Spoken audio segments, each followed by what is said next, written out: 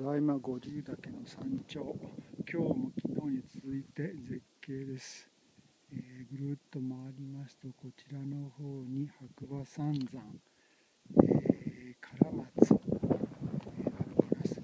唐松山荘、それからこの下の方には五竜山荘もよく見えます。遠くの方には樋口、妙高、音妻、高塚、玉飾り、まだらを、戸隠が見えます。向こうのやと、これなんだろうな、多分草津白根とか、それからこれちょっと出てですね、なかなかあれは東屋さんですね。で、こっち側に、浅間山が見えてます。昨日よりもちょっともやがかかってる感じですね。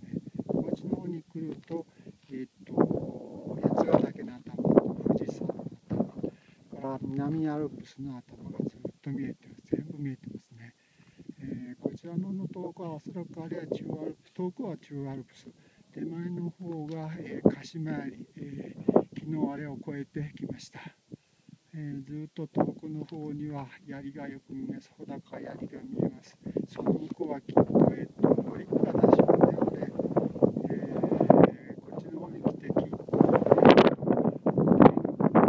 岳、それから針抜岳、遠くは野口五郎岳、水晶岳、黒部五郎で、薬師で、ずっとこっちに回って剣、立山が先にあるんだ。立山があって、それから剣が見て、でぐるっと回って、はい、五竜です。